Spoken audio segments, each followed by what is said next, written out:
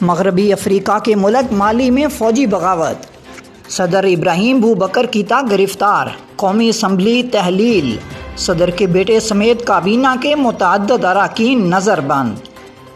تفصیل کے مطابق مغربی افریقہ کے ملک مالی کے سرکاری میڈیا کا کہنا ہے کہ صدر ابراہیم بوبکر کیتا فوجی بغاوت کے بعد اپنے عہدے سے مستعفی ہو گئے ہیں۔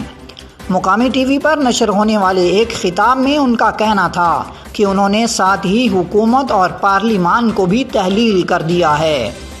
ان کا مزید کہنا تھا کہ میں نہیں چاہتا کہ مجھے اقتدار میں رکھنے کی خاطر خون کی ایک بھی بوند بہائی جائے۔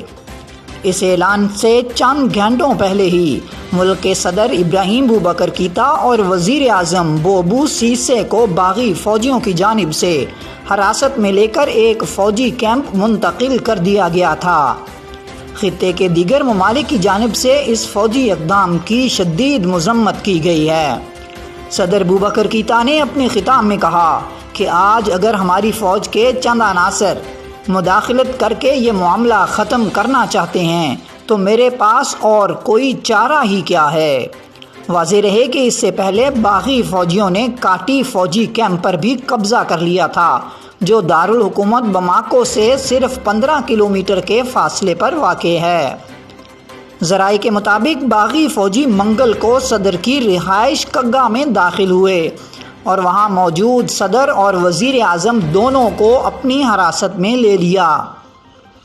خیال رہے کہ 2018 کے انتخابات میں کامیابی کے بعد بوبکر کیتا دوسری بار صدر منتخب ہوئے تھے، تاہم سرکاری سطح پر بدعنوانی، ملک کے معاشی استحصال اور بعض علاقوں میں شروع ہونے والے فسادات کے باعث سابق صدر کے خلاف عوام سراپا احتجاج تھے۔ یاد رہے کہ ابراہیم بوبکر سن 1994 سے 2000 تک ملک کے وزیر اعظم بھی رہے، جبکہ سن 2002 سے 2007 تک وہ قومی اسمبلی کے اسپیکر بھی رہے اور اگست 2018 میں انہیں دوسری بار ملک کا صدر منتخب کیا گیا۔ برطانوی خبر رساں ادارے کے مطابق باغی کاٹی کیمپ پر قبضہ کرنے کے بعد دارالحکومت بماکو کی جانب بڑھے۔ یہاں کئی سو مقامی افراد پہلے سے ہی صدر کے خلاف احتجاج کرنے کے لیے جمع تھے۔ انہوں نے نعروں اور تالیوں سے باغی فوجیوں کا استقبال کیا۔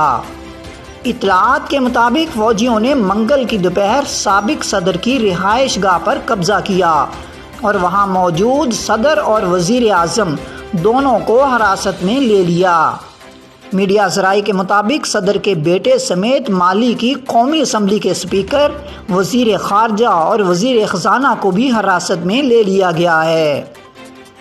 ادھر دوسری طرف مالی میں فوجی بغاوت کی خبر آتے ہی اقوام متحدہ اور افریقی یونین نے تمام زیر حراست افراد کی رہائی کا مطالبہ کیا ہے، جبکہ خطے کے ممالک کی اقتصادی تنظیم economic community of west African states کے 15 اراکین نے مالی کے ساتھ اپنی سرحدیں بند کرنے اور مالی کی رکنیت معطل کرنے کا اعلان کیا ہے۔